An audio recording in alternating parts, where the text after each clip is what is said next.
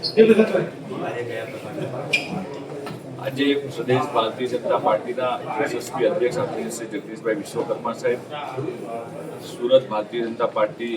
મહાનગરના કાર્યાલયે અહીંયા આવ્યા છે. 2 દિવસનો એમનો દક્ષિણ ઝોનનો પ્રવાસ છે. ગઈકાલે વલસાડના ઉમરગામથી શરૂઆત કરીને ત્યારબાદ પારડી, વાપી, વલસાડ, ત્યાર પછી નવસારી અને સાંજે સુરત ખાતે પહોંચીને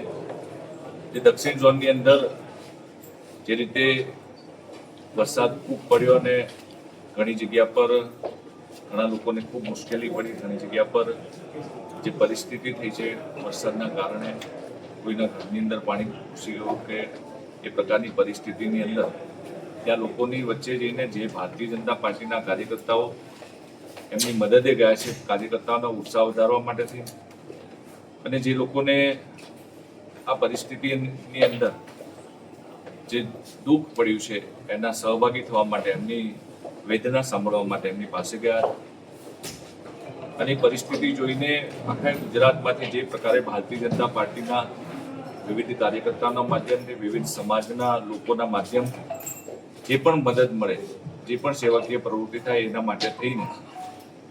જ્યાં જ્યાં જે વસ્તુની જરૂરિયાત છે એ મુજબ નવસારી જિલ્લા ભારતીય જનતા પાર્ટી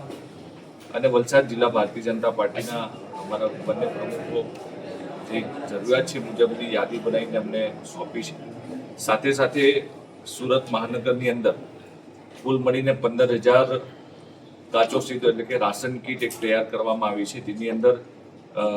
રસોડાની જે જીવન જરૂરિયાત વસ્તુ છે એ કુલ મળીને 15 કિલોની કીટ બનાવી છે. કીટ આજે 3500 કીટ તૈયાર થઈ ગઈ છે. ત્વરિત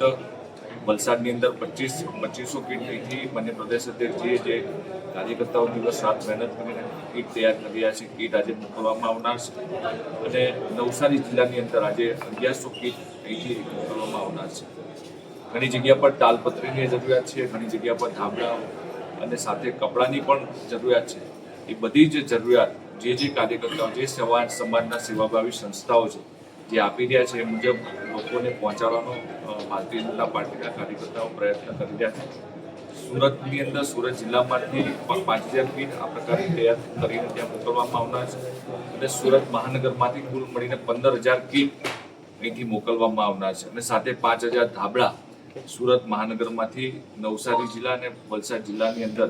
અમારા પ્રદેશના અધ્યક્ષ માનનીય જગદીશભાઈ વિશ્વકર્મા સાહેબના માર્ગદર્શન સુરત ખાતે અને બંને નવસારી અને વલસાડ જિલ્લામાં આ પ્રકારની સેવાકીય પ્રવૃત્તિનું આયોજન કરવામાં આવ્યું છે. સાથે સાથે પૂરના કારણે જે બાળકોના ભણતરને, બાળકોના પુસ્તકો હોય, ફૂલસ્કેપ હોય, નોટબુક હોય એ પણ આ પૂરની અંદર પલળી ગયા છે. તો સ્ટુડન્ટ્સની કીટ પણ, એના માટેના ફૂલસ્કેપ, નોટબુક અને ચોપડા એની પણ એક સરસ મજાની કીટ બાળકની એ પણ તૈયાર કરીને એમને જરૂરિયાત મુજબ બંને જિલ્લાની અંદર મોકલવામાં આવનાર છે. ભારતીય